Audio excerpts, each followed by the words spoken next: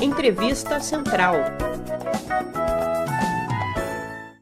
Hoje, nossa entrevista central conta com a presença da pastora Romy Benck.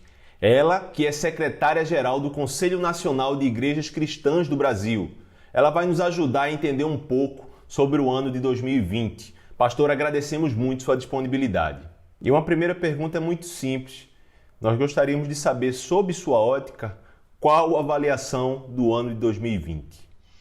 Então, penso que, assim como muitos, que o ano de 2020 é um ano que vai ficar marcado na história do século XXI, não só pela pandemia, mas também pela pandemia, mas principalmente pelas desigualdades, pelos conflitos e polarizações históricas que a gente teve no Brasil e que ela ajudou a ampliar, visibilizar com muito mais profundidade. E sobre a interreligiosidade, foi possível praticar o ecumenismo mesmo com o distanciamento social? Olha, foi muito difícil, porque o ecumenismo, o diálogo interreligioso, ele pressupõe muitas atividades presenciais, a gente precisa se ver, se enxergar, se tocar. Mas, ao mesmo tempo, as plataformas virtuais viabilizaram que a gente se encontrasse, eu creio que em algumas situações de forma muito mais objetiva, porque a gente precisou se encontrar para abordar temáticas muito complicadas e muito necessárias, como, por exemplo, o racismo, a violência contra as mulheres, muitas delas, tanto o racismo quanto a violência contra mulheres e a população LGBTQI+, potencializadas por um fundamentalismo religioso de matriz cristã. E pastora, já entrando no assunto da política, falando desse fundamentalismo religioso, qual a sua opinião sobre a utilização da fé cristã pelo presidente Jair Bolsonaro, principalmente esse ano? Olha, é um desvirtuamento total e absurdo da fé cristã. A fé cristã, ela se inspira no Evangelho, no exemplo maior de Jesus Cristo. E eu sempre digo, Jesus nunca apontou arma para ninguém, nunca praticou violência contra ninguém. O único relato do Evangelho em que ele aparece irado, vamos dizer assim, em linguagem de hoje, é quando ele expulsa os mercadores do templo. Jesus sofreu a consequência da violência política, que foi a morte na cruz.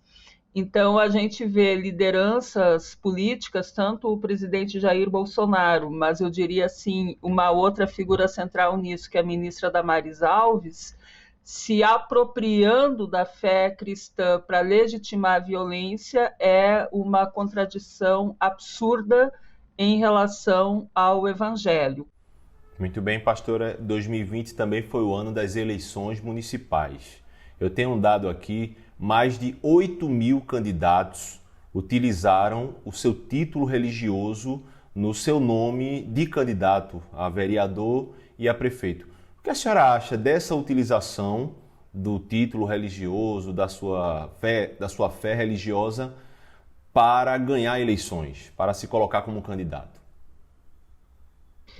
Eu sou totalmente em desacordo, já entrei em muita discussão sobre isso com pares de igrejas, porque, assim, política representativa tem a ver com a cidadania.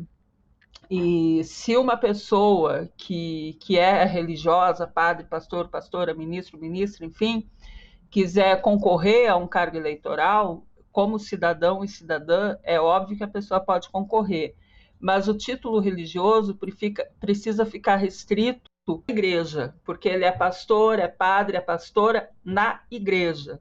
Na Câmara de Vereadores, no parlamento, essa pessoa está lá como cidadã, e não é o seu título religioso que deve pesar.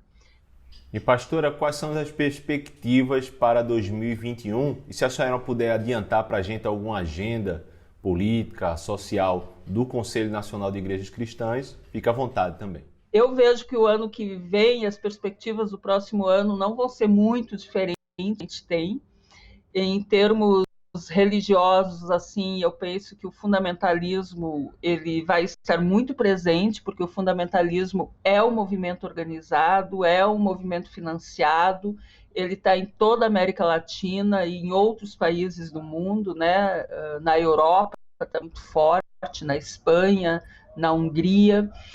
E então isso é um cenário que vai continuar e a gente precisa se capacitar, se preparar para lidar com ele.